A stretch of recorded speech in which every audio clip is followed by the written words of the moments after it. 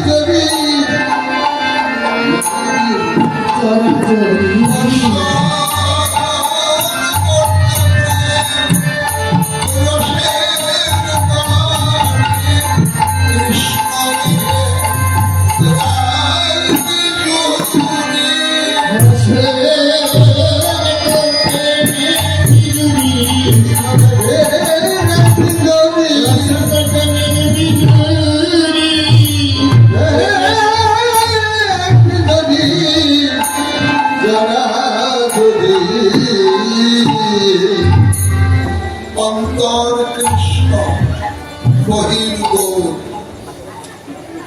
শ্রীরাধার ভাব কান্তি আলিঙ্গিত কৃষ্ণই অর্থাৎ প্রচ্ছন্ন কৃষ্ণই এবার শ্রী গৌরাঙ্গ রূপে আবির্ভূত হয়েছেন ফুলোর ধারায়। অনন্ত কোটি বিশ্ব মানবের হৃদয়কে প্রেম ভক্তি বন্যায় ভাসিয়ে একাকার করে দিতে। নদিয়ার নাগরিকী বলেন সজনী, আমার ভাবনা জগতে যারা ভাবুক জ্ঞানী নয়, পণ্ডিত নয়, বিদ্যান নয়, একমাত্র যারা ভাবুক তারাই সাধন করেন শ্রী গৌরাঙ্গ রূপের মধুরিমা। ভাবুক ছাড়া আস্বাদন করতে পারেন না। জ্ঞান পাণ্ডিত্য এগুলো দিয়ে কোনো কিছু বিচার করা যায়, আস্বাদন করা যায় না। আস্বাদন করতে হলে ভাবনার প্রয়োজন। এখন যারা বিজ্ঞানী পরীক্ষা নিরীক্ষা পর্যবেক্ষণ দ্বারা সুশৃঙ্খল সুসংবদ্ধ জ্ঞানকে বিজ্ঞান বলে। পরীক্ষা নিরীক্ষা ছাড়া এরা কিছু বিশ্বাস করেন না। মাতৃদুগ্ধের আস্বাদন কেমন পরীক্ষা করতে হলে নমুনা সংগ্রহের দরকার। চিকিৎসা বিজ্ঞানী যদি নমুনা সংগ্রহের জন্য মাতৃস্তনে একটা কেন 100টা সূচ বিধিয়ে পিস্টন টানে, তাতে 1 ফোঁটা মাতৃদুগ্ধ আসবে কি? বোধ হয় আসবে না। আসবে একটা কিছু, তাহলে রক্ত, তাহলে পরীক্ষা করা হবে না, নমুনা সংগ্রহ হলো না, স্বাদ আস্বাদন করা হলো না। কিন্তু চিকিৎসা বিজ্ঞানে তার যন্ত্রপাতি ফেলে দিয়ে শিশুর মতো সরল হয়ে শিশু মাতৃস্তন বদলে দিয়ে পরিশোষণ করলে যেমন 8 মণি স্তন্যধারা সাধন করেন, ডাক্তারবাবু যদি শিশু সরল চিত্তে এমন করে পরিশোষণ করেন, তিনিও আস্বাদন করবেন স্তন্যের স্বাদ। কিন্তু কাউকে দেখাতেও পারবেন না সেই স্বাদের কথা, বলতেও পারবেন না ব্যক্ত করে। ভগবানের নাম, লীলা, গুণ, রূপ, রস, মাধুর্য, ভাগবতীয় কোনো কিছু নির্মল চিত্ত শিশু সরল চিত্ত ব্যতীত ভক্ত ভজন সাধন যাগযজ্ঞ নিয়ম ব্রত সদাচার সদানুষ্ঠান যে যতই করুক, যতই জ্ঞানী হোক, বিদ্যান হোক, পণ্ডিত হোক, ধনী মাটি হোক, ভালো কথা, কিন্তু অন্তরে যদি বিচার বোধ থাকে, অন্তরে যদি হিংসা বিদ্বেষ কুটিনাশি এসব থাকে, তাহলে ভাগবতীয় কোনো কিছু আস্বাদন হবার নয়।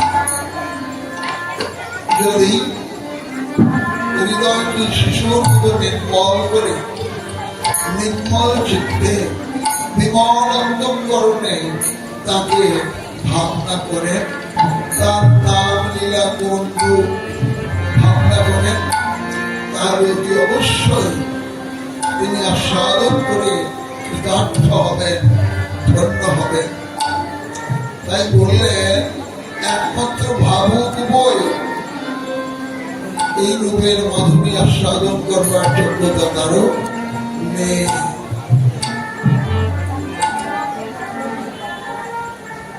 নদিয়ার নাগরটি বলেন, সাজনী কোন কিছুর সঙ্গে তুলনা মিলিয়ে রূপখানি আস্বাদন করতে প্রয়াসী হলাম। হরে কৃষ্ণ। কিন্তু যারা প্রসাদ পাননি তারা কি করবো? প্রসাদ পান, কারণ এখনো যারা প্রসাদ পাননি তারা কি করবে? প্রসাদ গ্রহণ করবে।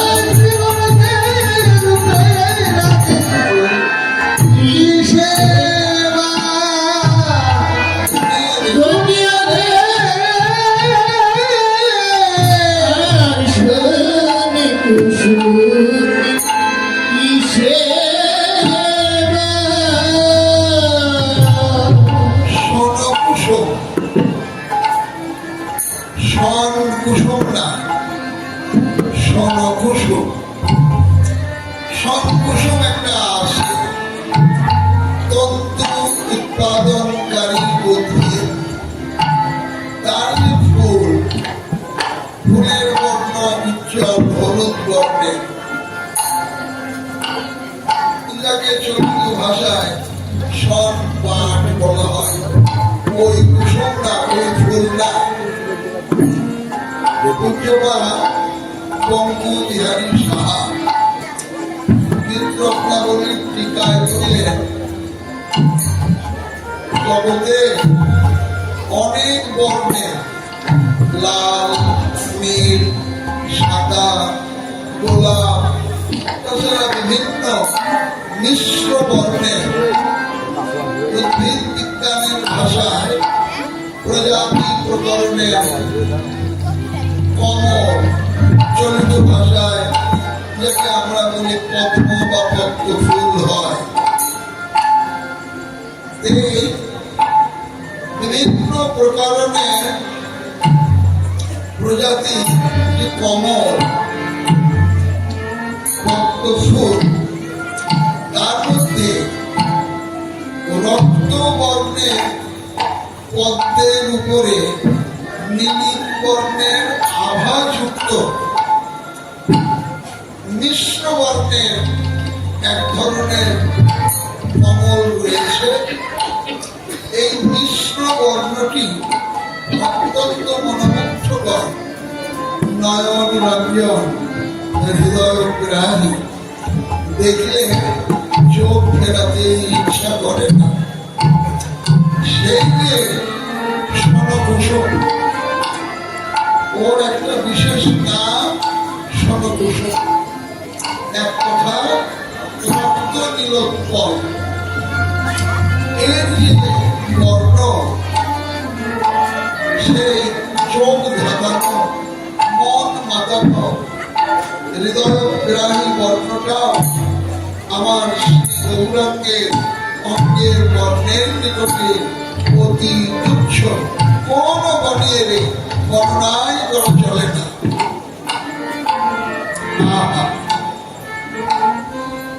ভাবলাম আর কিছুর সঙ্গে তুলনা মিলিয়ে একটু আস্বাদন করে যায়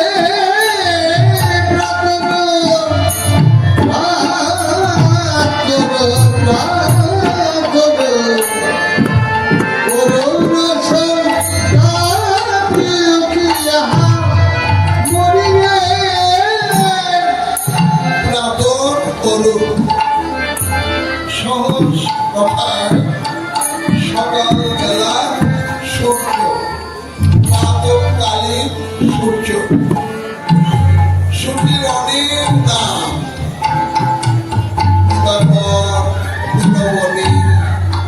মার্তণ্ড, বিভাবসু, অর্ক, কত না। কিন্তু সাহিত্য বল্লভীতে বর্ণিত রয়েছে সময়োচিত নাম মাত্র তিনটি: অরুণ, তপন আর রবি। যারা বাংলা সাহিত্য পড়াশোনা করেন ভালো জানেন, সকালবেলা তুষার আগমনে পূর্ব দিগন্ত হয় রাঙা, অধিকতর রক্তিম বর্ণে সিন্দুরের বিন্দুর মতো যে রাঙা সূর্যের উদয় হয়। যতক্ষণ ওর রাঙা আভা থাকে ততক্ষণ ওর নাম অরুণ। যখন রাঙা আভা কেটে যায়, সেদালোক বিকিরণ করে মধ্য গগন পরিক্রমা করে পশ্চিম দিগন্তে রাঙা হওয়ার পূর্ব পর্যন্ত ওর নাম হল তপন। ওর তাপে জগৎকে তপ্ত করে দেয়। পশ্চিম দিগবধূ রক্তিম আভায় রঞ্জিত হয়, সূর্যদেব রেগে ওঠে। পশ্চিম তীক্ষ্ণ প্রবাল ভেদ করে যতক্ষণ আসতে না যায় ততক্ষণ ওই সূর্যের নাম হলো রবি। রবিও রাঙা, অরুণও রাঙা। তুলনা করলেন অরুণের বর্ণের সঙ্গে। অভিপ্রায় ওই বালবর্ণের রাঙা বর্ণ নয়। যখন রাঙা আভা কেটে যায়, সাদা আলো ঝরবে, এই সন্ধিক্ষণে খুব অল্প সময়ের জন্য সূর্যের বর্ণ রাঙাও থাকে না, সাদাও হয় না। উজ্জ্বল চকচকে কাঁচা সোনার বর্ণ হয়। সেই বয়সন্ধিক্ষণে সূর্যের বর্ণের সঙ্গে গৌর বর্ণের তুলনা মেলাতে গিয়ে বলেন না, তাও তো তুলনা মেলে না। মিলবে কি করে? কারণ ওই